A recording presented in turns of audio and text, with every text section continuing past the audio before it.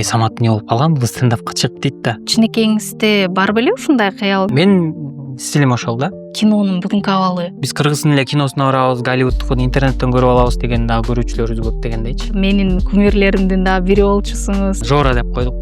Жора Гуля деп Куранда ойногонго тыюу салынат деп. Позитивдүү адам катары таанып жүрүшөт да. Жашоодо дагы ушундайсызбы? Жашоодо орус тилин укмуш деле эмес, чын айтканда азыр деле андай деле эмес. Анан Фарида дагы орусча билип, мындай шаардык кыз болуп, жакшы болбой калмак, потому что я на русском разговариваю. Блин деп койсун да эми. Мен азыр учурда Бешеналиевада 2-курста окуп атам. Бир ырыңыз аябай хит болуп атат го. Бирөөгө бергенден эч качан кемип кетпейт да. Тиш доктурлар азыр жакшы акча табат. Мен чыгармачылыктан башка бир да жумушта иштеп көрбөптүрмүн да. Ар бир нерсеге жүрөк менен иш кылыш керек экен да. Туугандар, могу пробкада кечке сигнал бере бергилечи да. Саламатсыздарбы, кымбаттуу Маек подкастыбыздын көрөрмандары? Бүгүн дагы бизде өзгөчө конок, көпчүлүгүбүзгө режиссер катары, актер, юморист катары белгилүү болуп жүргөн Самат Эркинбеков. Саламатсызбы? Саламатчылык. Самат мырза, жакшы келдиңиз. Жакшы, буюрса сонун баары жакшы. Сиз акыркы учурларда ушул актерлуктан, юмор жагынан дагы тышкары, сиз режиссер катары дагы кайсыл бир деңгээлде тааныла алдыңыз. Негизи эле ушул режиссерлукка келүүгө эмне түрткү болду? Ушул тууралуу айтып берсеңиз. Ар бир солдат генерал болууну максат кылат дегендей эле биз дагы 2011 ошол жылдары жаңыдан тасмага тартылып баштаганбыз. Ошондо режиссерду көрүп, отуруп, анын иштегенин көрүп, кыялданар элек да биз дагы качан өзүбүздүн тасмабызды жаратабыз депчи. Анан актер катары бир нече жыл тартылып, башкалардын тасмасында иштеп келдик. Режиссерлордун тасмалары аркылуу элге таанылдык, өзүбүзгө бир көрөрман топтодук дегендей. Анан кийин убакыт барьери өткөнү менен менин оюмча бул актерчулук карьерадагы кайсыл бир күндөрү, кайсыл бир жылдары жыйынтыкталышы мүмкүн дегендейчи. Бизден кийин дагы жаштар чыгат, башка ролдорду ойнойт дегендей. Баягы подписчиги көп, бир тренд жарата алган жаңы жаштар чыгат. Анан ошол кезде биз болсо баягы дагы бир тепкичке өйдөлөп, мындай режиссер болуп, өзүбүздүн баягы тасмаларды жаратышыбыз керек деп ойлоймун. Бирок азыркы тапта мындай толук кандуу режиссерлукту өздөштүргөн жокмун деп ойлойм, себеби бир аз эле убакыт болду өзүм бир команданы жетектеп, сценарийдин башын аягына чейин ошо жазып отуруп, ошол тасманы баягы толук түрдө монтажына чейин отуруп, тартып, тасма талаасын ойноп, ушундай иштерди кылып атканыбызга аз эле болду. Менин оюмча алдыда буюрса дагы аманчылык болсо, дагы тажрыйба топтоп, үйрөнүп, окуп дегендей, өз убагы келгенде бышып дагы бир чет өлкөгө бир жакшы тасмаларды тартабыз деген буюрса, мындай кыялдар чоң да. Негизи ушул режиссер болуу кичинекеңизде бар беле ушундай кыял, кино тартсам экен өзүмдүкүндө? Киного тартылуу деген кыял бар болчу. Анан режиссерлук бул кийинчерээк гана пайда болду. Баягы режиссер болом деген амбиция, өзүбүздүн баягы тасмабызды жаратабыз деген ойлорчу. Ошо тасма талаасында жүрүп, актер болуп жүрүп, ошол сценаристтердин иштегендерин көрүп, режиссерлордун иштегендерин көрүп, деги эле ушу тасмада команда кандай чогуу болуш керек деп, кийин өзүбүз дагы өз алдынча оргосити болуп дагы балдар менен иштеп жүрдүк. Жора Гуля деген тасманы тарттык, Жер тоголок деген тасманы бирге иштедик балдар менен. Анан ошонун баардыгы кичинеден болсо дагы тажрыйба экен да. Анан кийин өзүнөн өзү кийинчерээк бул ой пайда болду. Мындай замандын талабына ылайык дегендейчи. Негизи айтып коет го, баягы бир кыялдар орундалгандан кийин адам жаңысын издеп, жаңысына кадам таштайт депчи. Ошондой болот экен да демек, Ооба, ушул бир нерсеге жетсем де ошону көздөй бересиң, кийин ошого жеткенден кийин анын аркасы көрүнө берет баягы. Тоого деле жөө чыксаң, тоонун башына чыгам деп ойлойсуң, андан аркадагы зоолор башталат, андан дагы бийик тоолор башталат эмеспи анан. Ошол эле сыяктуу да. Ошол эми бардыгыбыз сизди баягы мындай комедия жанрындагы кинолордо жүргөнүңүз үчүн баягы башкача кабыл алышат да. Негизи режиссер катары кандай экенсиз? Мындай катаал болуп, баякатыр була дегендей мындай качестволорубуз бар бекен? Жок, эми ар кимдин өзүнүн баягы мүнөзү бар, ар кимдин өзүнүн стили бар дегендей, кээ бири баягы өзүнүн катуу орой мүнөзү менен команданы башкара алса, кээ бири болсо алдап, сүйлөшүп, мындай жакшы багыттарды берип актерду ойното алат да. Мен болсо экинчисимин деп айта алам. Себеп дегенде тасма талаасына менден улуу чоң артисттер келип калат. Баягы эмгек сиңирген артисттер келип калат. Көп жылдардан бери кинодо опыты чоң актер актрисалар менен иштеп каласың. Ошол кезде эми оройлукту жыйыштырып коюш керек. Албетте эми баягы баардыгы режиссерго баш ийет, бирок ошол эле учурда мен режиссермун деп эле таза эле талтайып отуруп албастан баары бир мындай ар бир иш мындай жумшактыкты талап кылат.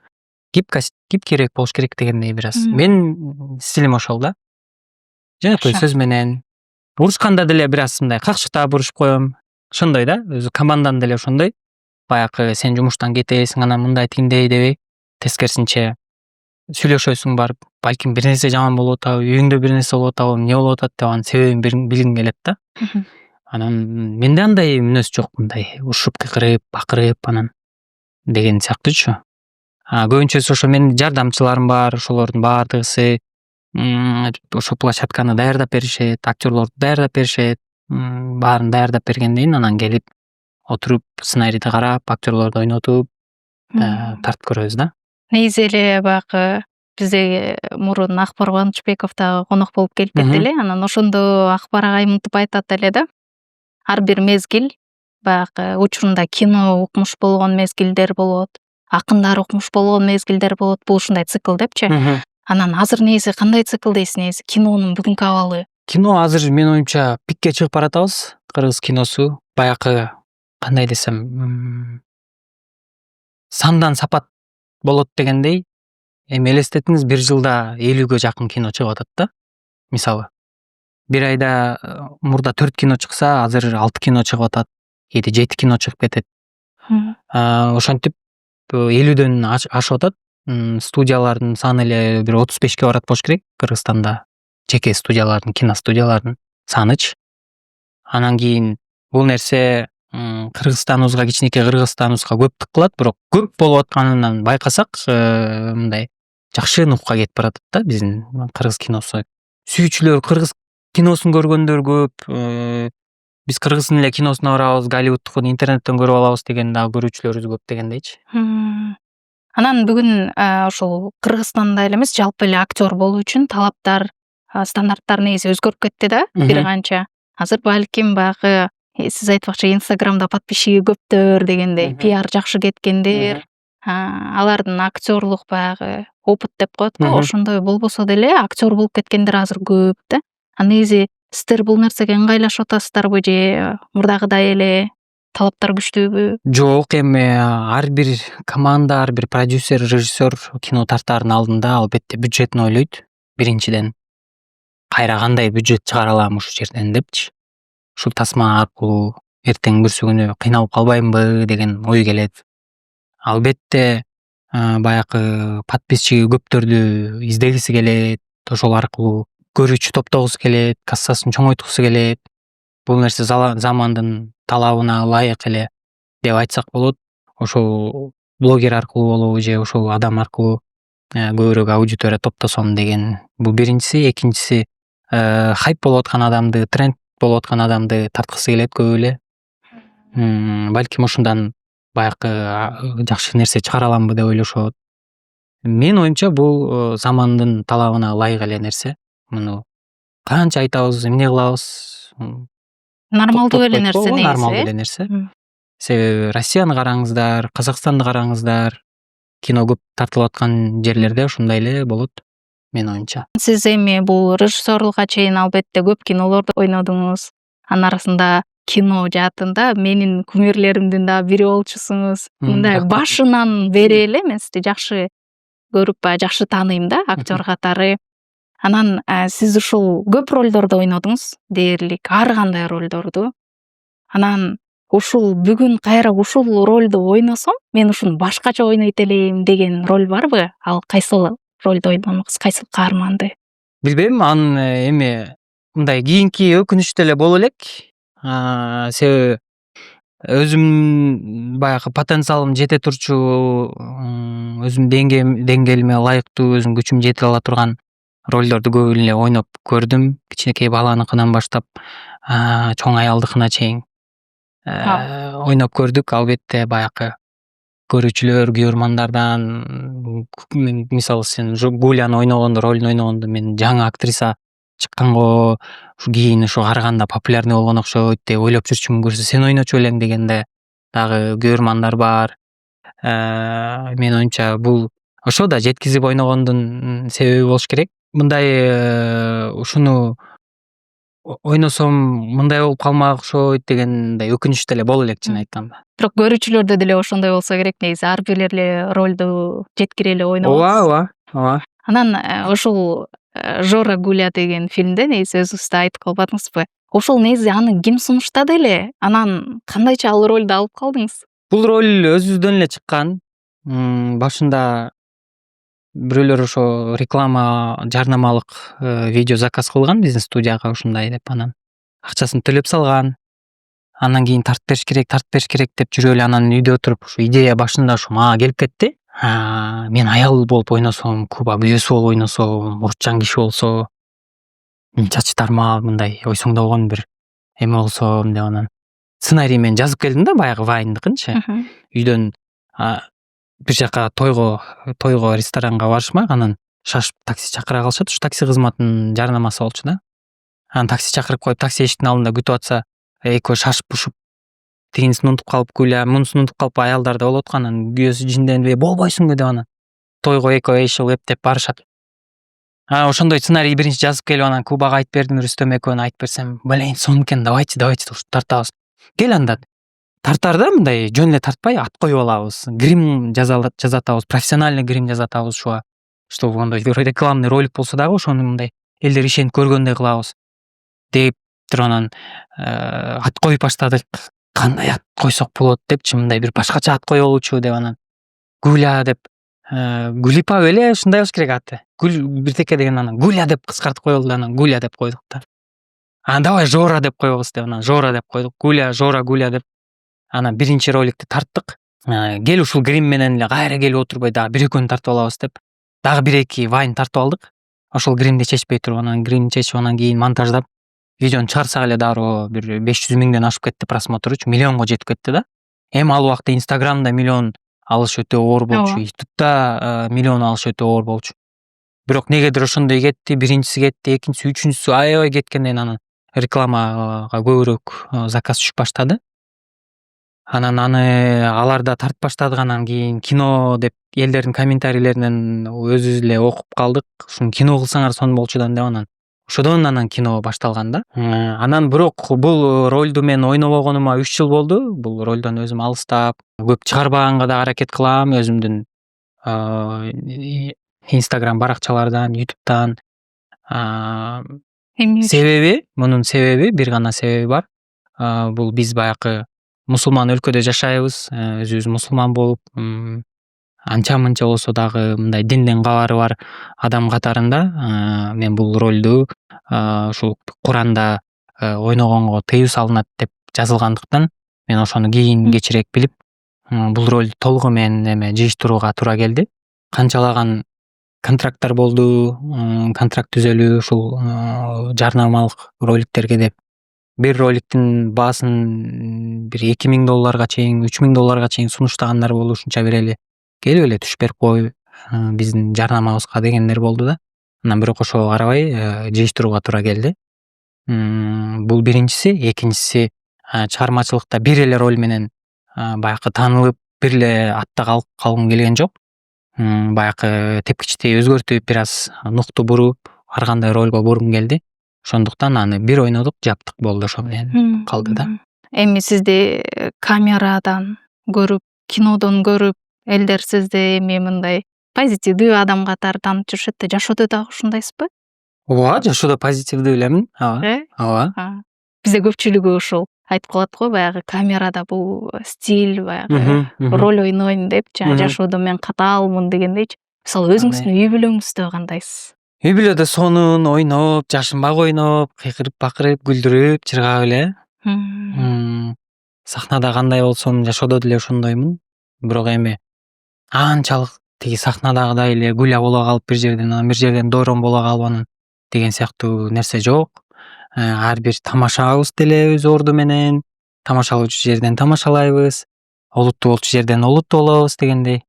Эми чыгармачылыкта биякта ушу жолдо жүргөнүбүзгө канча мен 16-17 жаштага келгем. Көп нерсени көрүп калдык, билип калдык, ар нерсени айырмалап калдык дегендей. Анан баягы жашоодо деле сахнадагыдай эле жөн эле жалжаңдап жүрө бере турган болсоң, адамдар сени мындай несерьезный адам катарында да кабыл алышы мүмкүн. Ар кандай адамдар менен жолугасың. Балким күлкүнү, тамашаны түшүнө бербеген адамдар менен да жолугуп калышы мүмкүн, сүйлөшүп калышы мүмкүнсүң. Ошондуктан ар бир нерсе өзүнүн орду менен болот деп айта алам да. Анан таза эле мен серьезноймун деп, мен жок андай эмесмин, мени жөн эле телевизордон көрүп алгачы дегендей деле жайым жок. Баягы күлдүрчү жерден күлдүрүп, сүйлөтчү жерден сүйлөп, бардыгы өзүнүн орду менен дегендейчи. Анан ошол азыр биз эми өзүңүздүн үй бүлөңүз жөнүндө сөз кылып атпайлыбы? Анан негизи эми сиз дагы баягы кичинекей болгонсуз дегендей, үй бүлөдө тарбия кандай болду эле? Сизди мындай эркин кармашканбы? Анан ушул тамашоого келип ушундай ролдорду аткарып калганыңызда баягы туугандар тарабынан кандай көз караштар болду эле? Негизи жаш бала чагыңыздан баштап кандай тарбия алып чоңойгонсуз? Баягы ушул күндөргө чейинки жолдо туугандарым ай кой деген сыяктуу дегенге алып баргандай жаман ролдорду ойногон деле жокмун.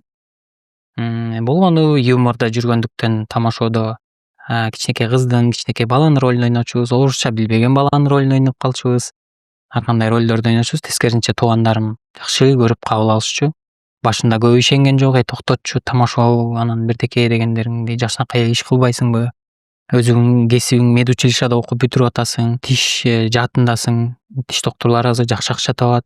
Ошентип эле иштебейсиңби деген болгон башында. Анан жок, мен ушул жактан эле деп мен айтып койчумун да, эми көрөбүз го деп элечи эми. Башында хобби катары КВНге чыгып жүрсөк, 1 жыл, 2 жылдан кийин түшүндүк. Ушул биздин баягы жолубуз экенин, ушул биздин кесибибиз болуп калаарын түшүнүп, анан кийин окуумду бүтүрүп, дипломду алып үйгө коюп, чечтирип коюп, анан ушул жолдо жүрөбүз да. Туугандарым тескерисинче башынан эле ушу сыймыктанып, жакшы кабыл алышат. Азыркы күндөргө чейин элечи. Ушул КВН деп айтып калдыңыз го. Негизи баягы Россияда ушундай КВН болуп өткөндө сиздер дагы катышкан экенсиздер го. Негизи көп команда биригип ойношкон, ошондо Бакыт Досмахановдор дагы бар болчу. Ушул негизи ушул жака кантип топтолуп калдыңыздар? Бир учурларда сиздер мындай кандай жанагы саясатчылардын тилинде айтканда оппонент болуппу, ушундай элеңиздер го деген. Бизди ошо Эрмек байкелер мындай тарбиялашканда, студент кезде, кичинекей кезде эле бардык да тамашоого Эрмек байкелердин колуначы. Анан алар сахнада конкурент болгонуңар менен жашоодо бир тууган болгула, биз бир үй бүлөбүз деген лозунг менен эле чоңойдук да. Тамашоодо канча жыл жүрсөк, ошончо жыл ошол сөздөрдү угуп жүрдүк да. Анан биз мындай сахнада оппонент болгонубуз менен бирок сахнадан тышкары эч бир мындай жаман каймайтышып, бир ар кандай нерселерге дуушар болгон жокпуз. Азыркыга чейин деле угуп көрдүңүздөр беле, эки тамашоочу урушуп атат экен, бири-бирин инстаграмга шыбап жазып атат экен деген нерсени уккан эмессиздер да. Бул ошол кезден алган ынтымак, ошол кезден алган тарбия. Азыр ошол эле сиз айткандай тамашоо курама командасынын балдары ар бириси бир чоң студияларды жетектеп, чоң иштерди кылып жүрүшөт дегендей. Бул нерсе менен аябай сыймыктанам. Эч кандай мындай бизде каймайтышуу типу дегенди эле көрбөптүрмүн, чын айтсам. Балдар бири-бирин жаман көрүшүп, анан кийин мындай тигиндей деген нерсечи. Бул нерсе ошо биздин жаңы фундаментибиз түптөлүп аткандагы ынтымактын кесепети деп ойлойм. Ошо Эрмек байке, Арслан Ибрагимов, Нурзат Токтосунова, Нурлан Жаныбековдор ошо бизди сонун кылып бир чоңойтуп коюшту да, тарбиялапчы. Ошону менен эле кеттик. Азыркыга чейин эле үй бүлөлүк катышта, азыркыга чейин эле мамилебиз жакшы, бири бирибиздин кинолорубуз чыкса дароо поддержкага чыгабыз, келгиле колдойбуз депчи. Ушундай ынтымак бар. Бир 20-25 бала Кыргызстан тамашоо курама командасы болуп, сиз айткандай ошол Москвага бардык, Сочиге барганбыз. Алматы, Астанада азыркы Жайдарман, КТА деген лигалардын баарын жеңгенбиз. Сочиден ошентип премьер лигага өткөнбүз. Биринчи каналдан 2-3 жолу эфирге чыкканбыз, Кыргызстан курама командасы деп. Ошондо болсо бизди ар бир командадан 2ден 3дөн кылып тандап алган. Бир 20дан ашык бала курама командада ойногонбуз. Роль деле талашчу эмеспиз. Аябай деле мага роль тийбей калды деп. Мен барганда мага анчалык деле чоң роль тийбей калчу мындай. Бирок кичинекей роль болсо дагы ошону кыйкырып ойноп, да деп, мен кыргыз десе, да деп аркасынан чыга калып ушундай ойногонбуз. Мунун баардыгы ошол кездеги тарбиясы, ошол кездеги желание, ошол кездеги мен багындырам, мен Кыргызстанды багындырам, мен кино жаатын багындырам, мен теле жаатын багындырам. Өзүмө ушундай көрөрман топтойм деген ар бир баланын ушул амбициясы да. Тарбия биринчиден, анан экинчиден ушул. Ушул амбиция азыр мындайча айтканда ишке ашып жадагы эки эселеп, Ооба, Кудайга шүгүр. Азыр эми кандай амбиция бар?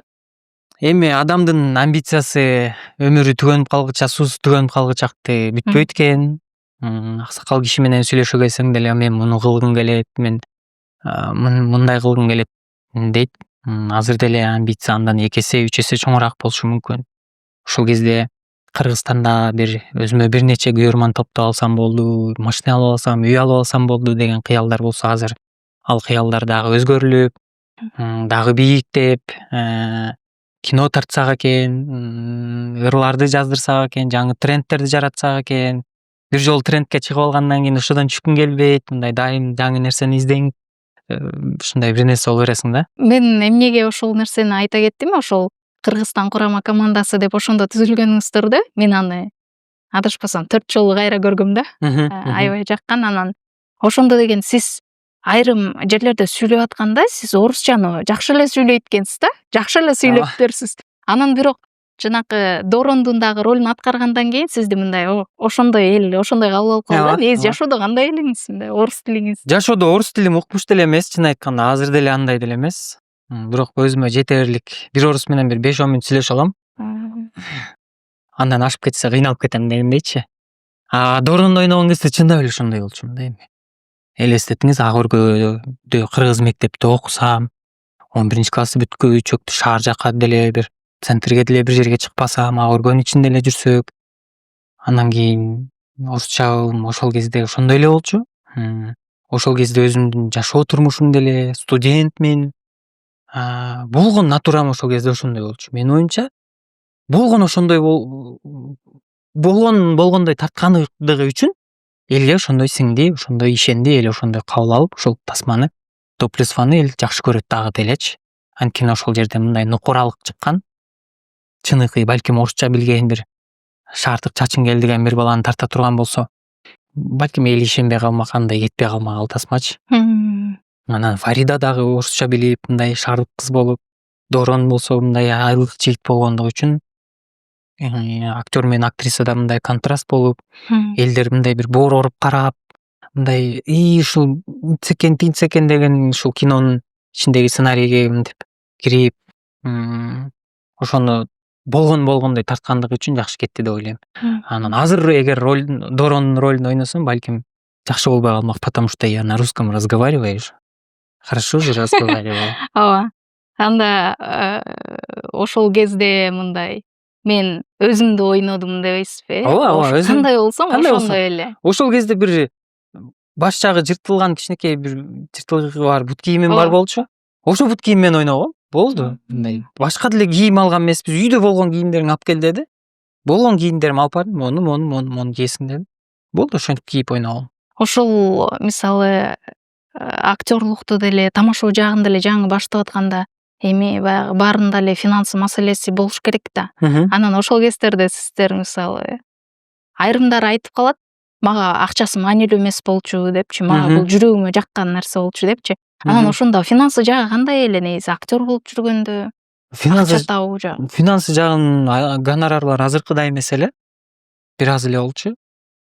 Анан кийин андай деле чоң проблема деле болчу эмес. Болгону ушу жол киреңе акча тапсаң болду дегендей эле болчу. Анан кийин ошол кинолорго тартылып жүрүп деп бир кичинекей машина алып алдым. Ошол кийин анан ошол машинага бензинге акча тапсам болду деп эле бойдоксуң, эч кандай проблемаң жок, окууң бүткөнсүң, эч кимге бир мындай жоопкерчилигиң жок дегендей. Болгону ушул кино тартылам, элге чыгам, дагы жакшы нерселерди жаратабыз деп эле ошондой эле гана ой болчу да. Азыр ойлоп көрсөм, андай деле акча табуу деле бир проблема.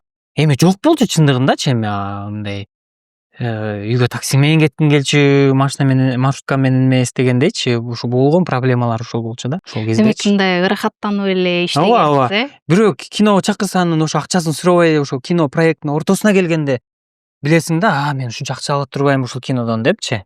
Андай деле мындай неме болчу эмес да. Гонорар канча бересиңер, анан типи деп ар бир баштап аткан чыгармачыл адам менин оюмча акчанын ордуна амбициясын биринчи коюш керек. Ошол максатты биринчирээк коюш керек деп ойлойм. Анан азыркы чыгып аткан кээ бир актер блогерлер дароо канча төлөйсүңөр деп сурашат да эмечи. Анан ошондо карап ойлонуп, блин деп коесуң да эми. Ушул андан көрө биринчи киносун ойлоп же ушул тартыла турчу нерсесин ушул аркылуу чыгып алып анан акчаны эмес биринчи маекти коюп алса анан кийин акча келет дегендейчи. Анан кийин элге биринчи жакшы кызматын кылып, жакшы нерселерди жаза алсаң, артыңда кинолор, жакшы нерселериң кала турган болсо, кийин акча сени коет дегендей да. Биз деле бир 10 жыл бекер эле жүрүп турбуз. Анан 10 жыл, 12 жылдан кийин анан тескерисинче акча бизди кууп баштады да. Ошол эле контракттар, ошол эле келиштешели деген баягы сунуштар дегендейчи. Негизи баягы ошол баалуулуктар өзгөрдү дейм да. Мисалы, ошол кездерде сиздердин чыгып аткан учуруңуздарда негизи көп биз билген көп популярдуу адамдар чыгып кетти да ошол жылдарда. Анан көпчүлүк эле айтып калат го, анын арасында Айзада Жамгырчиева деле айтып калат го, мен бекерден 5000 сомго чейин деле иштей берчүмүн депчи. Атыбызга иштечүк депчи. Азыр болсо ошол мисалы 5000 же 10.000 катталуучусу болсо деле, ошо сиз айтмакчы канча төлөйсүңөр, мынча төлөсөңөр барам дегендей бир ошол баалуулуктар өзгөрүп кеттиби балким андан бери. Бүт эле нерсе замандын жаңы талабына ылайык болот болуш керек. Себеби буну баягы жаман да көрө албайсың, жаман да айта албайсың бул боюнча. Ар бири балким ушундай туура эле болуш керек да. Балким мен анын возрастында азыркы кезде болуп калса мен деле ошентмекмин дегендейчи. Бирок биринчи кезек ушул чыгарма, сценарий кандай болот, тасма кандай кетет, же бир рекламалык роликке чакыра турган болсо, ошол кандай болот, анын сценарий кандай болот, кандай тартылам, кандай чыгам, кантип популярдуу болом деген нерсени биринчи койгон адам гана утат болуш керек да. Эми азыр деле толук түрдө айта албайм, баары ушундай депчи, арасынан бар. Жок, байке мага жумуш берсең болду, мен иштесем болду дегендерчи. Анан ушул азыр Кыргызстандагы актерлордун деңгээли, мисалы, көпчүлүктүн айтуусу боюнча баягы сапатсыз контентке өтүп кетти дегендейлер дагы чыгып атпайбы? Мисалы, ошол блогерлер актер болуп кетти дегендейчи. Негизи ошонун индустриянын, ошол кино индустриясынын көтөрүлбөй атканы айлыктанбы же профессионалдыктын жоктугунанбы, эмнеден болуп атат? Бул нерсе биздин экономикабызга байланыштуу деп ойлоймун. Бул биздин аудиториябыз, бул биздин 7 миллион эле калк болсок, тарткан тасмаң бир Кыргызстан боюнча баарын чогулта келсең бир 30 кинотеатр чыга турган болсо, анан кайдагы көтөрүлүү ойлоп көрсөңүз. $1 миллион мейли тарттың деп коелу, кантип чыгат кайра? $1 миллион болсо мисалы, сапатын укмуш кылып тартсаң болот. Россиядан, Казакстандан ойногон каршкырларды, тигрларды алып келсең болот. Пил алып келип, пилди тартсаң болот мисалы. Зеленый экранга кирип алып, зеленый экран менен бир мындай аватар сыяктуу дегендей бир тартып аны Москвага жөнөтүп жасатсаң болот. Анын баары чоң каражат да. Анан кийин 100 сом берип алып, 300 сомдук гамбургер жасап бер дегендей да. Бул жердечи. Кантип жасап бересиң ал гамбургердичи?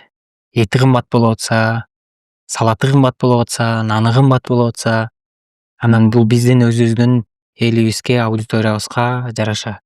Чоңдорубуз айтып атпайбы? Көбөйгүлө, көп төрөгүлө келиндерибиз деп. Ошо мен да ошону айтат элем. Көбөйөлү. Жок дегенде 12, 13 миллион, 15 миллион калкка жетели, анан кийин ошондо анан кийин Голливудтукуна окшош кино тартпайсыңарбы деп айтса болот да. Же биздин футболисттерге барып алып, Мирлан Мурзаевка барып алып, сен эмне Мессиге окшоп ойнобойсуң? Месси укмуш ойноп атат го десең, ал сен жиңдисиңби дейт. Месси кандай жерде тренировка кылат? Кандай тамактарды жейт? Кандай условияда депчи. Анан ошол сыңар эле кино тасмасы деле, кино талаасында $100 миң ашпаган каражатка кинону тартып бүтүрүшүң керек деген нерсе болуп атса, анан кийин сапат жагына кандай эме кыласың да. Демек ушул финансы жагы дагы Бул- айрым фильмдерде актабай калган дагы учурлары болуп Көп эле, калат. ооба. Анан кийин көбүрөөк окуш керек, көбүрөөк билиш керек, кинонун чет жакка чыгып фестивалдарга көбүрөөк катышыш керек деп ойлойм да. Чет жактан колдон келсе бир жарым жылдык, 3 айлык, 1 жылдык курстарын окуп келиш керек. Канчалаган режиссер балдар, кыздар азыр чет жакта окуп жүрүшөт, ошолор окууну бүтүп келсе, Кудай буйрса, алар жаңы көз караштар менен бир күнү менде дагы жакшы ниетим бар. Москвага барып окуп келсем, дагы башка жакка барып окуп келсем дегенчи. Мен азыр учурда Бейшеналиевада 2-нчи курста окуп атам. Бул 2-нчи дипломум менин. Кайсыл кесип боюнча? Ушул менин факультетим мындай общий маданий иш-чараларды уюштурууда. Маданий иш-чараларды уюштуруу. Режиссурага өтсөмбү деп ойлонуп көрдүм өзүм, анан бирок режиссураны азыр практика түрүндө жасап жүргөндөн кийин дипломум мындай универсальный болсун деп ошол факультетине тапшыргам. Анан режиссураны дагы буйрса, аманчылык болсо, чет жактан чоң белгилүү режиссерлордун барып кол алдына барып үйрөнүп келип, дагы ушинтип иштейбиз деген ойлор бар да. Демек акырындык менен ушинтип мисалы 10 жыл мурда кинонун бюджети бир 20-30 миң долларга тартылып жүргөн болсо, азыр андан ашты, жок дегенде 70-80ге тартылып атат ар бир тасма азыр. Ушинтип чоңойгон сайын сапат өзгөрө берет. 2010-жылы тартылган кино менен 2025-жылы тартылган кинону салыштырып көрсөңүз, баары бир башкача сапаты. Камерасы башкача, техникасы, светтери. 2010-жылы бир кинодо 15 адам, 12 адам иштеп жүргөн болсо, 45 адам, 50 адам иштешет бир кинодо дегендей да. Ушинтип убакыт өткөн сайын сапаты дагы өсүп, мындай чоңоюп, кеңейип кете берет деп ойлойм. Анан сиз айткан дагы бир сөз ушул сапаты кандай болуп атат, диплому жок деле артисттер ойноп жүрөт го деген сыяктуу суроо болуп кетти. Азыркы дагы бир жолу айтам, ушу замандын талабына ылайыктуу Казакстанды карап көрүңүздөр. Вот Ирина Кайратовнан балдары режиссерлук кылган чоң тасмаларды, мен Кассанов мужчинадын деген чоң студиялар деле баары балдар КВНден чыккан балдар.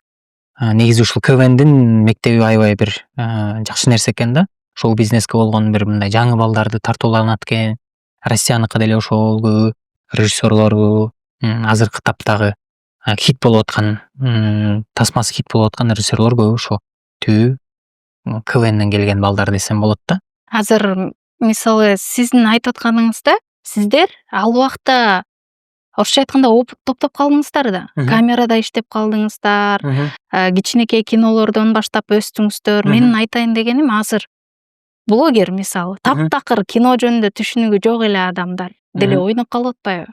Oyun жагынанбы? Ооба, актер болуп. Oyun жагынан ошо биз жана башында сүйлөшкөндөй эле ар бир режиссер, ар бир продюсер, биринчи очередь продюсер акчасын салып аткан адам ойлойт да.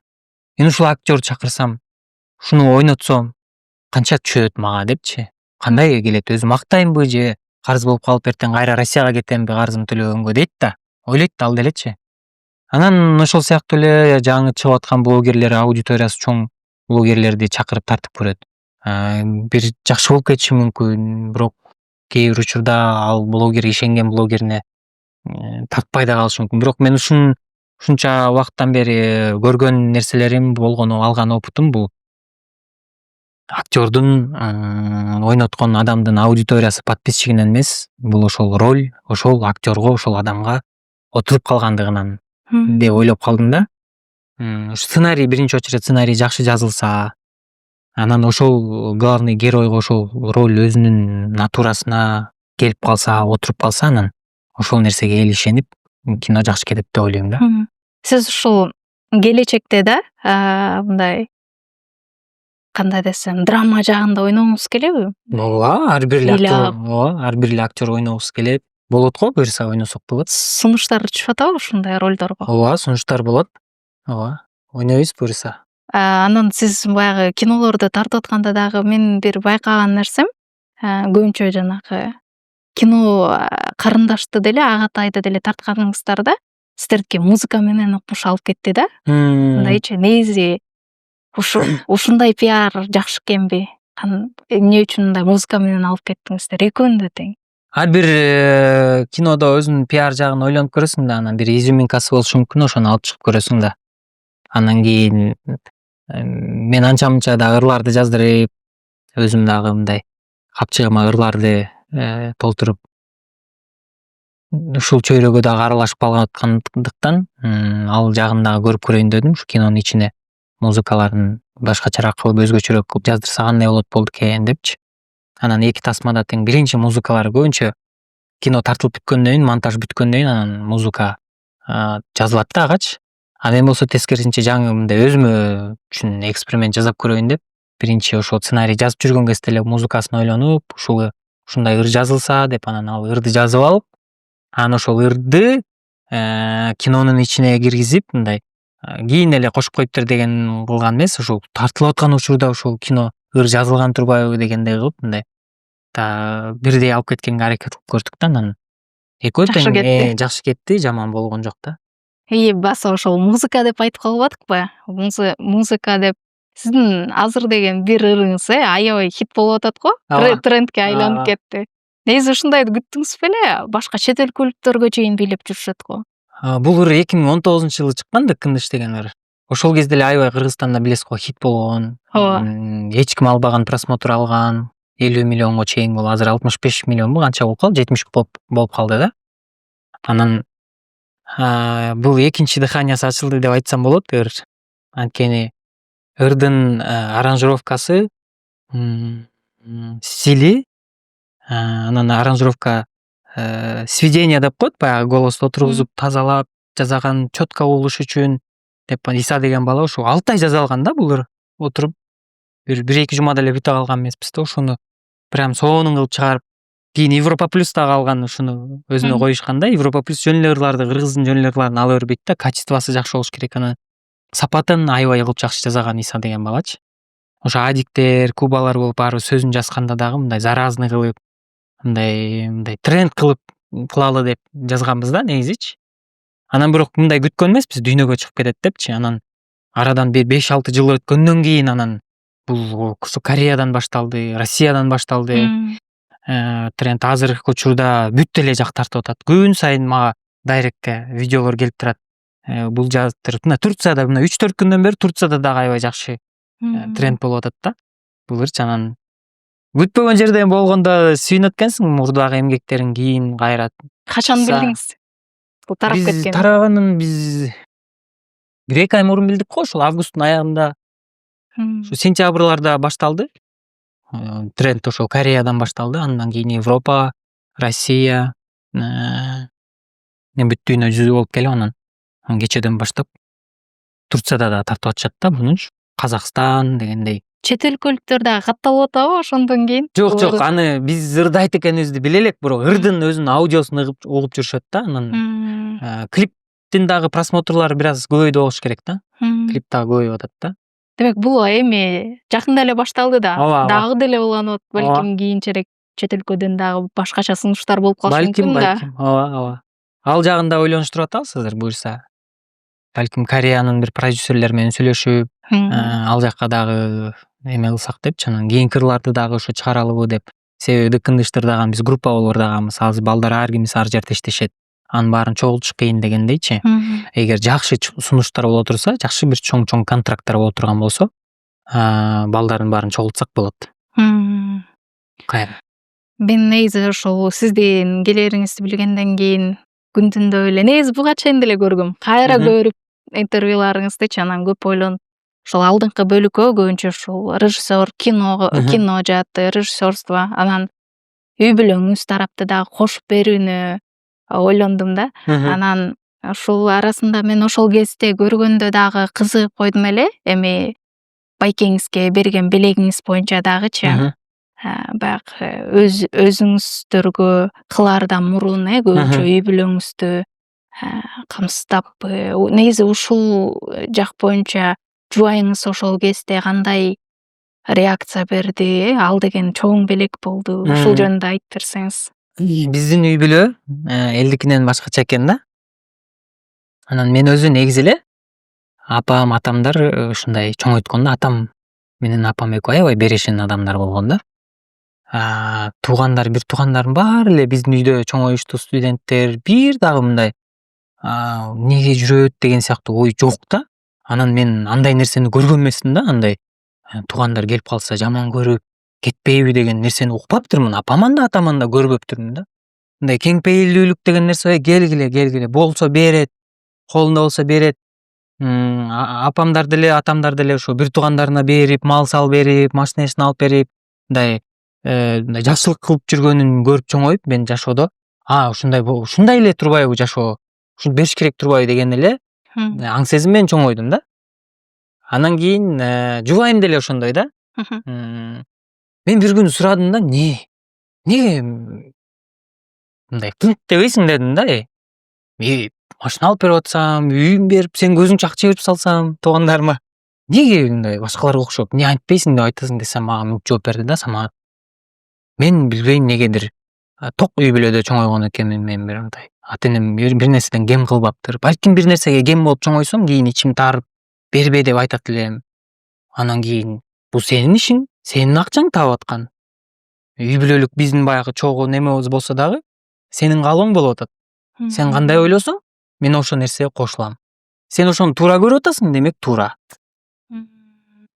Деп айтты да магачы. Анан мен карап аябай ыраазы болуп туруп анан айттым, бизге Аллах таалам ушунубуз үчүн эч нерседен кем кылбай эле бизди депчи. Акыркы жолу экөөбүз урушканыбызды билбейт экенбиз, эсибизде жок экен, эмне болуп урушканыбыз. Катуу бир тилдешип бири-бирибизди. Мунун баардыгы ошол нерсенин тынчтыгы деп ойлойм. Деп ушинтип экөөбүз сүйлөшүп калабыз да. Ушу бергенден эч адам кемип кетпейт, мен дагы бир айтат элем да. Бирөөгө бергенден эч качан кемип кетпейт да. Баланы деле ошентип тарбиялаш керек. 2 конфет берип туруп бирөөсүн досуңа бер. Үйрөтүш керек деп ойлойм да. Эшикке ойногондо чыгып атканда ушу бирөөсүн досуңа бер, бирөөнү мындай ичи таар кылып депчи. Ичи таар адамдар, бирөөгө бергиси келбеген адамдар ошентип эле өтүп кетет өмүрдөнчү.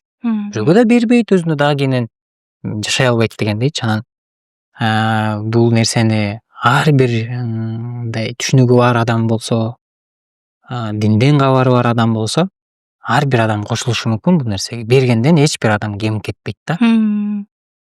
Тескерисинче чопа мага айтып турат, берип койбойсуңбу, бар го сенде депчи. Давай мындай кыл, тиңдей кыл деп. Ак өргөдө эң кичүүсүмүн да мен үйдүн. Анан ак өргөдө чоңойдук, ошол үйдө чоңойдук. Анан чопа бир күнү экөөбүз жаңы үйлөнүп 1 жыл болуп калган кез. Самат, үйдү байкеңе эле берип койбойсуңбу депчи. Ойлоп атканбыз эми баягы сатып. Чоң тамды алчы, ата энебизден калган. Анан 2 үй алалы деп ойлоп аткам. Десем, берип эле койбойсуң байкеңе. Кийин келип турабыз биз дагы. Өзүң чоңойгон үй. Давай 0дон баштайлы экөөбүз. Жүр кеттик квартирага. 0дон баштап жасайбыз. Деген нерсе мага аябай бир чоң мотивация берди да. Сүйүнүп эле анан көчүп кеттик.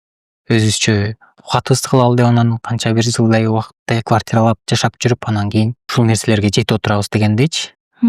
Анан кийин ошол жубайымдын пейилине дагы, өзүмдүн пейилиме дагы Кудай тааланын берген мүмкүнчүлүктөрүнө дагы аябай ыраазы болуп калам да. Ушул жубайыңыз жөнүндө дагы негизи көп жерде жакшы кеп айтып жүрөсүз да.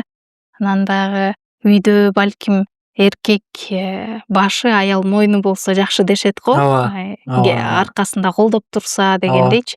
Анан негизи бул жубайыңыз менен кандайча таанышып, кантип үйлөнүп калдыңыздар, анан кайсы сапатын бааладыңыз эле? Негизи ушул мындай ойлоп көрсөң, кыз бала өзүнүн атасына окшош жигитти издейт экен да. Эркек бала апасына окшош аялды издейт экен да. Негедир да, мындай түпкү жан дүйнөсүндө ошондой адамды издей берет экен да. Мен апам дагы ушундай жубайымдай эле адам болгон. Мындай бир нерсени чечкиндүү, мындай жакшы акылга алчаап, ой жүгүртүүсү жакшы. Анан мен ошо жолугуп жаңы таанышканда эле ошо анча-мынча апамдын мүнөздөрүн көрдүм окшойт деп ойлойм да. Анан ошентип биз жаңы таанышканда эле муну толтура интервьюларда айткам, кай жерден кантип эмне болуп таанышканыбызды. Анан айта беришип бир 2012-жылдарда таанышканбыз, 12-13 жылдарда таанышканбыз. Дароо жактырып калып, студент биз экөөбүз тең сүйлөшүп жүрдүк. Университетине барып алып кетип үйүнө жеткизип жүрдүм. Кийин чопа Баткен Ошко көчүп кетти. Ошол жакта Баткенге 1 жылдай, 1,5 жылдай ошокто жүрдү. Алыстыкта да сүйлөшүп жүрдүк. Анан кийин ошо биз үйлөнүп анан алып келдим да. Ал жакта болуш керек болуп калды, Чопадагы. Окууларына, ушул иштерине байланыштуу, үй бүлөлүк жагдайларга байланыштуу Баткенде жашаш керек болуп калып анан кийин үйлөнүп, анан кийин алып келип алдым да бул жаккачы. Ошол таанышканда эле ошо дароо ошол нерселери, ошондой мүнөздөрү жакты окшойт да магачы. Демек түшүнүктүү, Ооба. сабырдуу. Ооба. Режиссерлугуңуздан тышкары дагы кыргыз стендаптагы жакшы көрүүчү топтоп жакшы болуп кетти го. Ооба. Анан негизи стендап деген түшүнүк Кыргызстанда жакында эле пайда болду да. Негизи буга чейин андай деле болгон эмес да. Анан ошол стендап жөнүндө кайдан ой болуп калды? Кыргызстанда кандай көрүүчү топтоп атат? Бул стендаптын башы мынтип башталган. Мунун башталышында да мен бармын. Теге кино, бир нерсе болуп, бир кином жакшы кетпей калып, бир мындай тупикте жүрөм да. Эмне кылсам депчи, анан мен чыгармачылыктан башка бир да жумушта иштеп көрбөптүрмүн да. Анан бир нерсе болсо эле ушу чыгармачылыктан эле бир тешик издей берем да, жаңы бир нерселердичи. Ушул аркылуу мындай башка бир болдорду жеңип кетсем депчи. Ошентип калган кезде эле анан стендапты эмне үчүн казактардын, орустардын стендабын көрүп отуруп, эмне Кыргызстанга кыргызча стендап кылса болбойт деп. Мен буга чейин балдар кылып аракет кылып жүрүшчү. Анан кийин Куба экөөбүз кошунабыз, Жора экөөбүзчү. Экөөбүз подъездде сүйлөшүп туруп калып эле, доске, менде бир ой болуп атат, мен кыргызча стендап дегенге чыгам. Ушуну бир уюштурбайлыкпы, бирөөнү ведущий кылбайлыкпы, алып баруучу кылалыкпы. Давай мен да чыгам. Сен экөөбүз колдой турган болсок, всё кетти бул иш. Сен давай десең эле экөөбүз колдоп ишке ашырсак болот деп, анан бир жерден пабта сүйлөшүп барып, Медер деген досубуз бар, стендапер, орусча стендаптарды чыгып жүргөн бала. Медер менен сүйлөшүп, давай кыргызча стендап кылабыз. Ал дагы давай деп, анан ошентип 4-5 бала чогулуп, бир күнү стендап кылдык. Бир жолу кылдык, жакшы болду. 2 жолу кылдык, жакшы болду. Эми аз эле көрүүчү келсе дагычы. Анан кийин Медердин бир аз убактысы жетишпей, орусча стендапка дагы жетишпей, кыргызча стендапка да жетишпей аткан кезде анан Мыкы келип калды. Мыкы дагы стендап менен чоңойгон бала да, Орусияга чейин барып, ал жака катышып келген бала. Анан ошол инициативаны толук Мыкы өз колуна алды. Анткени менде убактым болбойт эле, өзүм алып баруучу болуп команданы түптөгөнгө, тармактуу болгондугум үчүн мындай жетишпейт болчумун мага физическийчи. Мыкы өз колуна алып алганы жакшы болду. Ошо Мыкыны колдоп, дальше ошо сен шефсиң, сен бизге директорсуң, башчысың, давай сен айткандай кылабыз деп колдоп анан чоңоюп кетти да. Ошентип балдар, кыздар көбөйүп кетти. Кийин көрүүчүлөр көбөйдү. Мурда кичинекей пабтарда болуп жүргөн болсо, азыр чоң концерттик залдарда боло баштады да. Анан эртең дагы ошо как раз кыргыз стендапка 2 жыл болуптур. 2 жыл чоң концерт болгонтон, ага дагы буюрса даярданып, азыр сиздердин интервьюңуздардан кийин ошол жака репетицияга кетем. Бул негизи кыргыз стендап менен Кыргызстанда эле эмес, чет өлкөлөрдү да кыдырып келдиңиздер. Ооба. Кандай реакция кылып атышат? Европага 2 жолу барып келдик. Көбүнчөсү эле мынтип ойлойт экен да. Бул кыргыз стендап деген сөз деле ассоциация, бул сөгүнүп сүйлөмөй депчи. Анан чет жака Европанын биринчи барганында 4 шаарына бардык. Германиянын эле 4 шаарына барганбыз. Кийинки барганда 6 мамлекет, 12 шаарга бардык. Гастроль турне кылып кыдырып келдик. Анан концерт бүткөндөн кийин ошол жактагы көрүүчүлөрүбүз менен отуруп, чайга отуруп сүйлөшүп калганда анан алар: кыргыз стендап деген сонун турбайбы? Биз ойлочубуз сөгүнөт деп силерди. Сөгүнбөй эле сонун юмор кылса болот турбайбы? Ушуну уланта бергиле дальше. Кийинкисине балдарыбыз менен келелик анда деп калгандар болду да. Анан көпчүлүк биздикилер ошо стендап десе эле баягы орустардыкын, казактардыкын көрүп алып эле сөгүнүшөт деп бизди да ойлойт экен. Анан бизде цензура аябай чоң. Уят тамашалар деген болбойт. Бирөө ошентип тамашаласа эле биз баарыбыз биригип эле андай болбойт, антпей, биздин аудитория, биздин элибиз ага лайыктуу эмес, даяр эмес. Андай кылбай эле, политикага аралашып кетпей, сөгүнүп кетпей, шалпылдап кетпей, жакшынакай бир юмор, таза юмор менен көрсөтөлү деп эле келатабыз ушу 2 жылдан бери. Көпчүлүгү илгерирээк, мисалы Нурлан Сабуров чыгып кетти, стендап айтып, ошонун көпчүлүгү эми Казакстандыкы болгончу бизге жакыныраак болуп көбү таанып калды да. Анан сиз айтмакчы ушундай сөгүнгөн сөздөр менен юморлары ушундай го, мындай катуураакчы. Анан сиздерде негизи стендапты мен дагы көп көрөм. ютубтардан көбүнчө көрөм, жеке барып көрө элекмин, бирок ошондо мындай силердики жакшы мындай жумшак десемби, ушундайраак айтылат да, анан негизи ушундай ой барбы мындай? Салыштырмалуу, мындай катуураак юмор жагынан чыккангачы мындай башкача сындап чыгышат го негизи стендапта. Бул негизи юмордо туура жагы бирөөнү тамашаласаң, бирөөнүн үстүнөн күлсөң, ал адам таарынып калбаш керек да. Ал адам аябай өзү ичинен жаман болуп, кыжалат болуп, мени ушинтип тамашалап салышты деп таарынып калбаш керек. Бул менин принцибимчи. Анан ошондуктан көбүбүздө деле тамашаларыбыз мындай жумшак болуп атат да. Анан мындай жесткерээк тамашаларды кээде болуп калат. Баягы тамашаларды текшериш үчүн бир 20-30 адамды чогултуп алып, дайыма жума сайын болуп турат бул клубтардачы. Ар бир материалыңды текшерип турасың.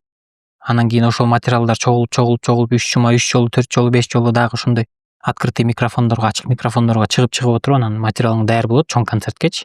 Ошол кездерде анча-мынча кошуп койсоң болот да. Узкий круг, мындай ошондой сыяктуу аудитория келет дегендейчи аякачы. Мындай чоң сахнада, камера тартылып аткан жерде дурус эмес деп ойлойм. Сиз ошол стендапта болобу же жалпы эле жанагы тамашалоодо болобу, сахнага чыкканда мындай каалаганыңызды айта аласызбы же өзүңүздү бирдемкеден чектеп турасызбы? Эми каалаганды айтканда өзүмдүн ичимде чектер бар. Мен айтканда жарашпайт депчи, эми баягы уят нерселер, белден ылдый тамашалар мисалы мага жарашпашы мүмкүн ал нерсечи. Мени элдер андай кабыл албайт. Мен башкача кабыл алат да. Тем более аудиториямда кичинекей балдар дагы бар дегендей. Улуу кара-картан кишилер дагы бар эртең. Самат эмне болуп калган, бул стендапка чыгып дейт да. Муну мыкы бусту бир болбосо дейт да. Анан ошон үчүн мыкы деле өзү деле айтат. Братан, могу тамаша сага жарашпайт. Давай чийип салабыз депчи. Давай мону эле айтпайсыңбы депчи. Мыкы редактор анан тамашалардын баарын айтып берсең өзү. Давайте мындай кылабыз, муну мындай кылабыз деп коюп берип коет да. Азыр ушул көбүн эсе кинодон сырткары дагы демек кыргыз стендап менен алектенип атасыз. Ооба, бул нерселер мен үчүн хобби катарында, ушу ырлар, трендтерим, бийлерим, вайндарым, кыргыз стендап бул менин хоббим. Кинодон тышкары, тойдон тышкары дагы бир башка нерсе менен кичине мени толуктап турайын, алектенип турайын депчи. Анан бул стендаптагы сонун нерсе бул. Мага аябай жагат. Сахнада жалгызсың, импровизация, көп нерсеге дайыма темпте болуп турасың да, мындай. Жазган жактан, бир нерсени жаза калган жактан, бир нерсени чыгара калган жактан дайыма мындай. Спортсмен күн сайын жок дегенде 1 саат же 1,5 саат кыймылдап туруш керек дегендей сыяктуу да, бул да биздин баягы хоббибиз болгону менен күнүгө кыймылдап тура турчу, мындай темпти кармай турчу нерсе да. Айрым учурларда эми адамдарга бирөөсүнө жаккан күлкү, бирөөсүнө жакпашы мүмкүн, бирөөсүн күлдүрбөй калышы мүмкүн да. Анан сизде ушундай учур болду беле, сиз чыгып стендапта делечи, тамашада деле чыгып бир айткансыз, мисалы бир нерсе жөнүндө күлкү айтып, ушундай кылып атканда эл күлбөй койгончу. Болгон андай бизде бир кышкы фестивалга аябай даярданганбыз, ак өргөч сити. Ушу формаларды кийип алып, укмуш даярдандык да, кечке кайталадык. Даярдык супер да. Бир дагы мындай эме жок да, эч кандайчы. Редактурадан дагы Эрмек байке, Арслан байкелер сонун деди. Давай деди. Кышкы фестиваль утабыз деген мондай уверенность бар да. Башка командаларда жок, ак өргөч даяр экен, уже 1 жума эрте эле даярданып алыштыр булар. Ушулар утат го деп аткан. Сахна чыктык да, шуткабызды ойноп атабыз, кирбейт залга, өтпөйт, бир үст карап коебуз, эмне болуп атат деп коебуз. До конца оюн бүткүчө вообще бир да шуткабыз өтпөй калып атпайбы. Мессага өлдү го.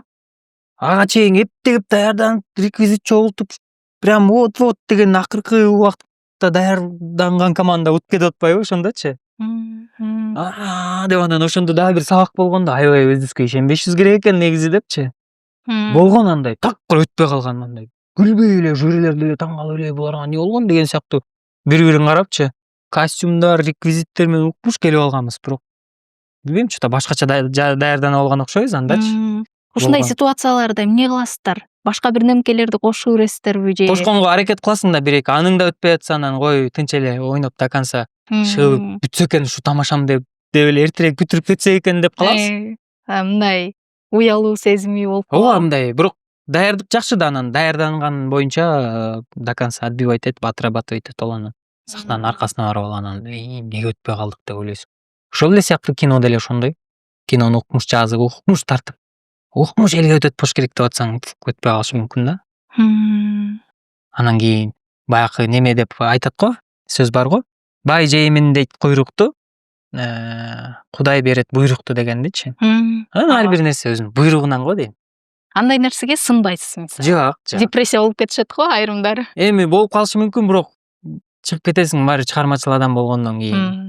Мындай КВН сөзү эле айтып турбайбы, клуб веселых и находчивых дегендейчи. Ошодо ошол жолдо чоңойгондон кийин ошончо бир импровизация кылып, биягынан находка таап жүргөндөн кийин анан жашоодогу бир кичинекей сыноого кантип таба албай каласың дегендейчи.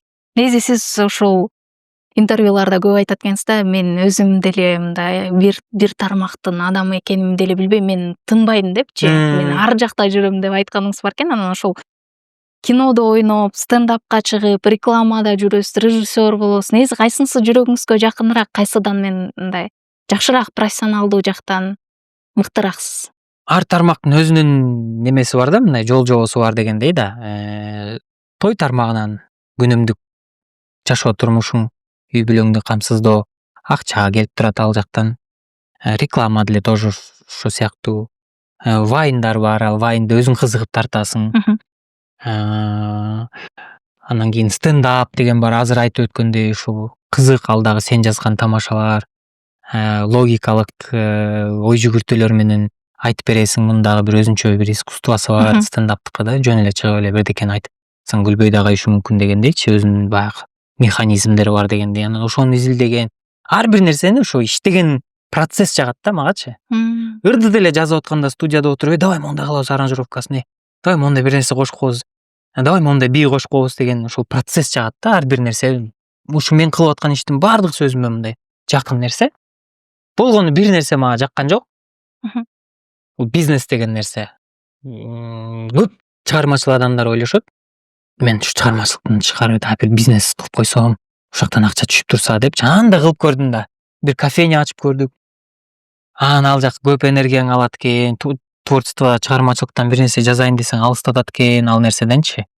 Анан баягы күндө мынтип акча алып турсам, ошоктон кечинде ошоктон эле өзү менен өзү иштей берсе, ар бир нерсеге жүрөк менен иш кылыш керек экен да. Ал негизи кандай болду ошол ачкан кофейняңызда? Кофейня Саба деп баягы нукура стилде сонун кылып ачканбыз. Анан кийин өзүнүн баягы көрмандарын, өзүнүн клиентурасын кандайдыр бир деңгээлде топтой алды, бирок ошону иштетүү жагы, ошонун башкаруу жагы бул өзүнчө эле бир чоң сфера экен, бул чоң нерсени талап кылат экен.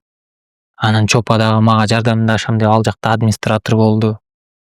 Ошентип иштетип аттык. Анан күндөр экөөбүз мындай Жакшынкай деле сүйлөшүп, чай ичип отурбай калыппыз, ойлонуп көрсөм. Анан кофейняда отурам, карап, иштетип, тиге чал, буга чал, рекламаларын кылып. Анан бирөө мага реклама тартып бер деп жазып атат да. Ал кофейнядан күнүмгө түшкөн акчадан бир 5 эсеге чоңураак да. Тартып бер дейт. Мен ага жооп бербей атам да, убактым жок болуп. Анан ошол жерден сразу ойлондум да. Кой тур. Могу мага жазып атат, мени таппай атат бул адам. Аркаман чуркап атат. Акчасын көтөрүп алып тартып бер деп. А мен мыякта бир кичинекей акчадан мага тиешеси жок эле бир бизнести башым оорутуп отурам. Дедим, үй барында кечинде Чопа менен сүйлөштүм, Чопа, короче, давай. Администраторлуктан чык, жыйыштыр. Мен деле барбайм, бирөөгө өткөзүп берели, ошо иштетсе иштетсин, иштетпесе калат. Анан өкүл бала партнер болчу, ошого өткөзүп берип, давай өзүң иштет. Иштесе иштеди, иштебесе жок, короче. Эч өкүнбөйм дагы салган акчама, эч нерсе болбойм, мен мыякты көбүрөөк иштетейинчи деп. Анан ошондо Карындаш кино жаралды, Майба Айдеми чыкты, ошондо тренд. Кийин Агатай чыкты, ушундай бир повороттордон уламчы. Анан ушул нерсеге көп мындай чыгармачылыкка тиешеси жок бизнес, чыгармачылыктын ичиндеги тиешеси бар бизнестерди кылса болот экен, андан тышкары болбойт экен. Ушул нерсени түшүнүп алдым да. Кереги жок нерсе экен. Ушул айтканыңыз бар го, жанагы бир нерсенин укмуш билгенче ар бир нерседен майын чыгарып по чуть-чуть билиш керек депчи, орусча айтканда. Анан демек айрым нерселердин майын деле чыгара албай калышы мүмкүн экен. Ооба да, алым күчүң жетпесе аны убакытты көп сарпташың керек экен, ал жакка калып кетет экен, башка жактарыңчы анан андай бизнесменки эмес экен да. Эме бизде деген жанагы макаронсундагы эси бар эмеспи, Ооба, Сабина Сабина. деген, ал дагы ошол интервью бергенде айтып кеткен го. Баягы күйөөсү менен аялы партнер катары иш алып барып баштаганда бизнес кылыпчы, алар уже эме болуп, күйөөсү аялы болбой Ооба, жумуш партнер тууралуу. болуп кетет экен депчи. Сиздерде Биз да да демек жумуш тууралуу эле ошондой. сүйлөшүп калыптырбыз да акыркы күндөр, ойлонуп көрсөмчү. Мындай сүйүү темасы, махабат темасы калып кетиптир да. Кой дедим, сен экөөбүз анан стилистика окуду Чопа как раз. Ооба. Өзүнө жаккан стилистика окуп, анан азыр ошо стилист болуп өзүнө жаккан сферада иштеп атат. Анысынын пайдасы мага да тийип атат дегендей. Ошо байкап атабыз. Мен дагы стилиме көңүл буруп дегендей, анан ошондой болуп калды. Чопа көпчүлүк учурда баягы үйдө бала менен алек болот, анан мындай өзүнүн убактысы бар, күнүгө саналуу сааты бар. Ошол убакта чыгып барып иштеп, жумушуна барып келет да. Андан кийин мамилеңиздер кайра мындай калыпмашып жакшырып калдыбы? Ооба, анан кой дедик, анан өзү дагы рас болду. Мен дагы башым ооруп, башкача эле болуп бараттырмын деп. Бизнес Түшүнүктүү. кереги жок экен да. Анан ошо жубайыңыздагы стиль жагына кеткенден кийин сизде дагы бир канча өзгөрүүлөр болду. Кийинүү стилиңизде. Ооба. Сизде азыр ар бир эле киного же башка жака чыгып баратканда дагы жубайыңыз тандап муну кийбе, муну кий деп жөнөтөбү? Ооба, үйдөн ошо каяка барасың деп сурайт, анан момундай жерге барам десем, ошого ылайыктуу кылып кийим даярдап коет. Анан кийип кетем да. Бүгүн болсо мен өзүм стиль кылып өзүм кийинип келдим да, анан чыгып барат Чопадан кандай экен десем, молодец, үйрөнүп алган турбайсың уже кийингенди деп калып кетти да. Керемет. Негизи ошол буга чейинки стилиңиз менен кийинкиси чын эле айырмаланат, аябай эле. Мисалы кийинки кийинип жүргөнүңүз баягы айтып калышат го эркектерге, тиги жабышкан шым кийип алып эметкен жарашпайт депчи. Анан аялдар азыр өзгөртүп мындай свободныйраак кийгизипчи. Рахмат. Бул негизи жакшы, аябай сизге да жарашат. Эгер сизге ушул бир сиз ойлогондон дагы аябай чоң сумма берип, бирок бир эле кино тарт десе, сиз кайсыл кинону тартмаксыз, кандай жанрда? Сонун суроо экен, акчасын өзү берет, Ооба. Эми комедияга азыраак эле акча кетет да, бирок комедия эмес бул жерде. Сизде бул жерде шанс эле да, мындай Шанс. колдонуп калыш керек, ошондой элечи. Мисалы. Мен бир анимационный тасма жасап көрмөкмүн да. Америка, Голливудтар өздөрүнүн героюн ойлоп чыгарышып коюшту го. Жок эле нерсеничи. Бэтмен, Супермен деген сыяктуучу. Бизде деле ойлонулбаган, бирок бар эле, чындап эле тарыхтабызда бар геройлор бар да. Барсбек, Эртөштүк деген сыяктуучу. Ошондой анимационный тасма жаратмакмын да. Бул чоң сумманы талап кылат, бул аябай графикасы. Бул ошол аватардын сыяктуу кылып, мындай кыргызча, бирок Барсбек деген герой ушинтип элге жардам берип, монтип мындай дүйнөлүк прокатка чыгарса, менин оюмча жакшы болот деп ойлойм да. Мындай кыргыз киносунда мындай дагы жаңылаган өзгөрүүлөр болушу мүмкүн да. Мыкты ой, чын эле мен дагы эч ойлоп көрбөптүрмүн. Буга чейин жанагы Манас деп дагы мультфильмдерди чыгарып калышты го. Бирок жанагы Человек-паук деген сыяктуу Ооба. кино чыкса, анда Кино болсо, тактыры эгер башкача болмок, кино болсо ошол жерде кыргыз беттер ойносо, бирок ар кандай локациядан тартылса, мисалы Турциядан, Кыргызстандан, Америкадан, дагы башка жактан тартылса, бир студиянын ичинен тартылса, учуп кете тургандай, анын графикалары чоң, анын жумушу чоң дегендей. Ушул нерсени да жасаса болот негизичи. Сон чынында Жаңы герой чыгарсак, мен оюмча кийин биздин балдарыбыз мен Барсбекмин деп атсачы, Спайдерменмин дегенге карагандачы, туурабы? Же мен Эртөштүкмүн деп кыргызча айтып атса, казактын балдары деле Эртөштүк айтам деп атса, же бир армяндын баласы ошону көрөт да. Биз деле көрүп атпайбыз Спайдермен менен Человек-пауктучу. Бул тарткан бир, бирок экинчиси ошону продвигать этиш керек. Ошонун продвижениясына дагы чоң сумма талап кылат, чоң жаңы идеяларды талап кылынат.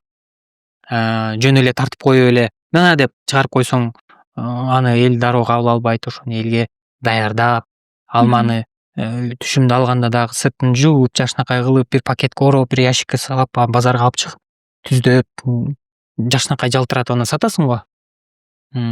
Кайсы местага сатасың ошол жерде, ошо алманы канчанчы катарга сатасың, эл өткөн жерден деген. Ошол сымал эле бул кинонуку деле. өзүнүн тартып бүткөндөн кийинки дагы көп процесстери бар да. Ошону продвигать этишиң керек, ошону дүйнөгө чыга турган болсоң, ошону дүйнөгө продвижение кылыш керек, бир жаңы хайп ойлошуң керек. Дүйнөлүк кинотеатрларга мирге чыгарыш үчүнчү.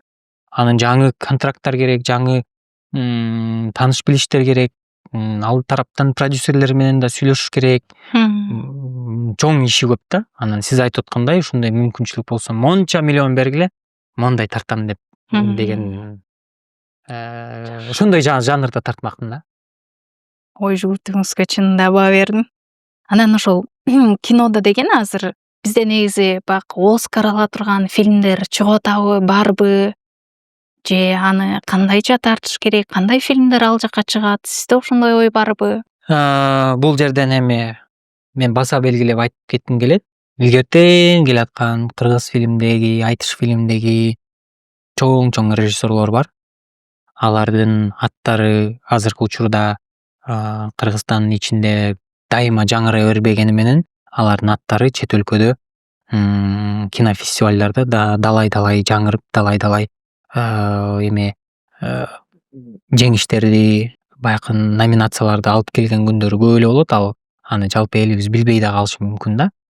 Бирок ошол байкелерибиз чет өлкөгө дайыма кинолорду тартып фестивалга жөнөтүшөт. Оскарга жакын калган кинолор бар.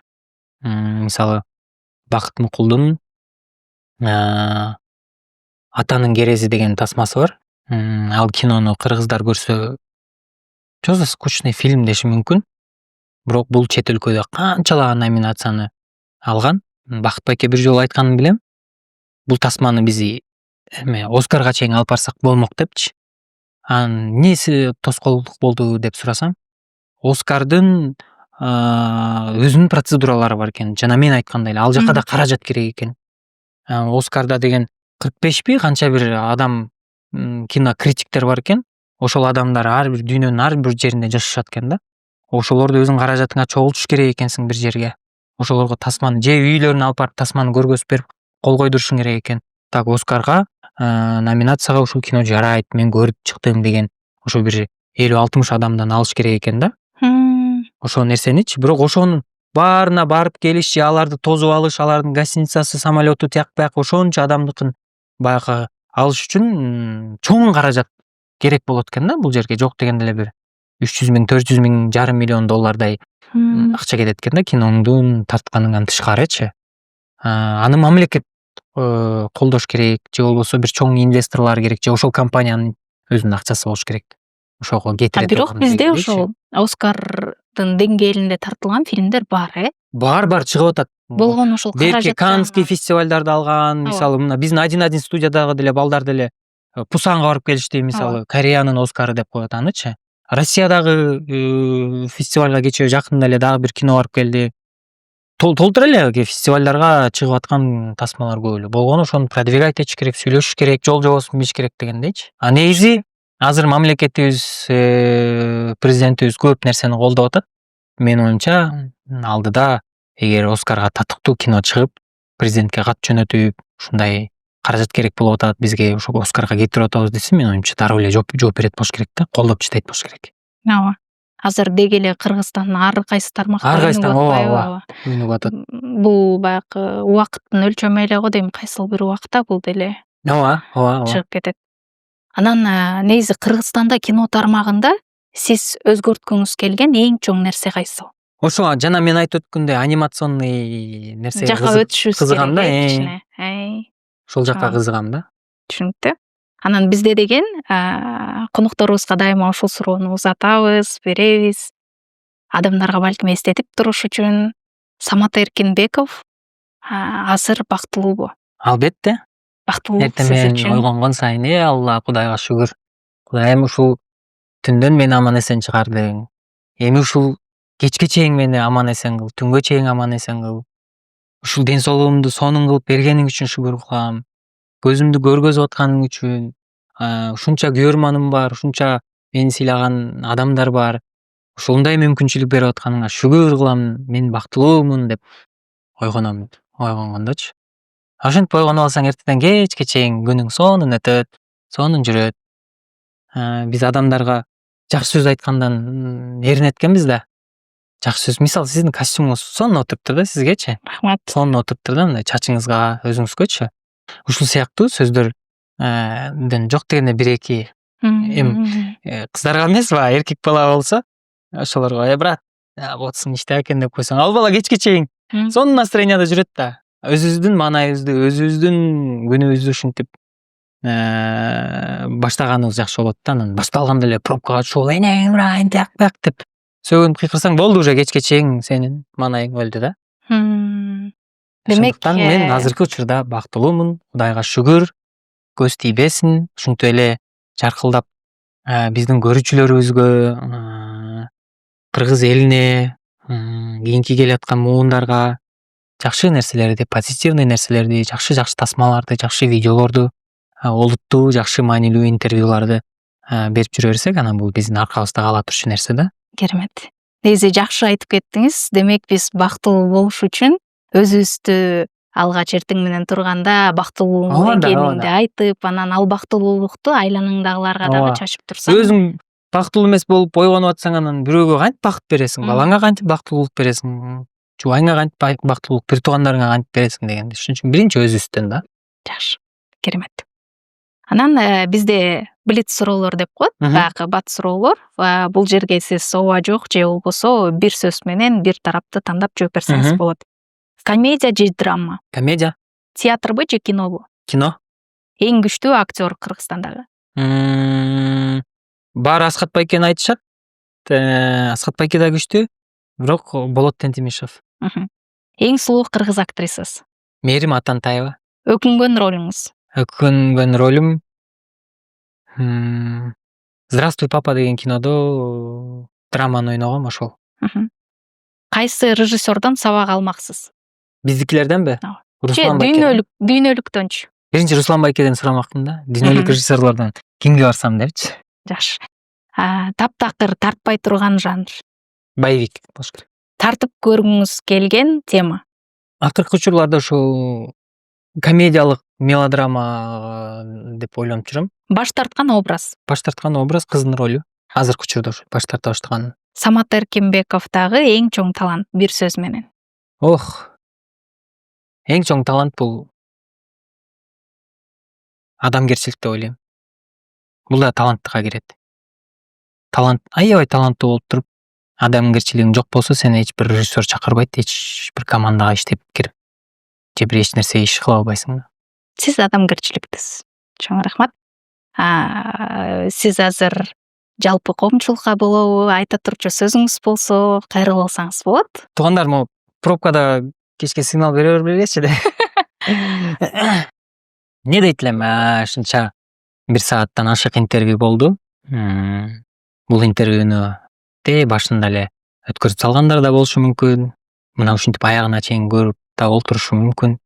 Рахмат биринчиден аягына чейин көрүп отурганыңыздар үчүн.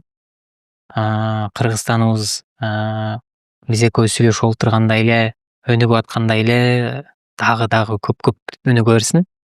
Жаңы таланттар чыга берсин, жаңы ырчылар чыга берсин, жаңы актерлор чыга берсин.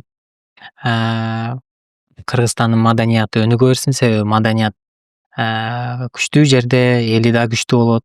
Биринчи кезек ушул маданият деген нерсе Кыргызстанда көп маданият үйлөрү, кинотеатрлар салына берсин, эскилери ремонт боло берсин.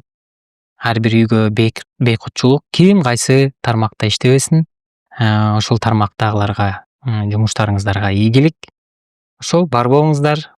Кубанычтамын, сиздерге дагы рахмат.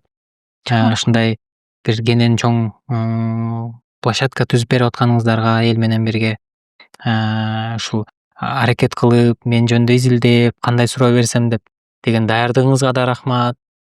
Кээ бир жерге барсаң, эмне болуп сахнага келип калдың эле деген сөздү 100 жолу эле угуп жүрөбүз. Бүгүн бир башкача жакшы суроолор болду. Рахмат. Ушул Маек каналында жалпы иштеген чыгармачылык топко дагы ишиңиздерге ийгилик каалайм. Рахмат. Урматтуу биздин көрүүчүлөр, бизге катталып өзүңүздөрдүн ой пикирлериңиздерди жазып кетсеңиздер дагы болот. бизде бүгүн өзгөчө конок, көпчүлүгүбүздүн сүймөнчүлүгүбүзгө айланган мыкты актер, Кыргызстандагы эң бир орусча айтканда мощный актерлордун бири Самат Эркинбеков бүгүн бизде конокто болду. Сизге терең ыраазычылык билдиребиз. Өзүңүздүн бүгүнкү күндө мисалы кыргыз стендапты даярдап ушинтип жүрсөңүз дагы кичине болсо да убактыңызды бөлүп бизге келип бергениңизге биз терең ыраазычылык билдиребиз. Ушуну менен кийинки подкасттан көрүшкөнчө.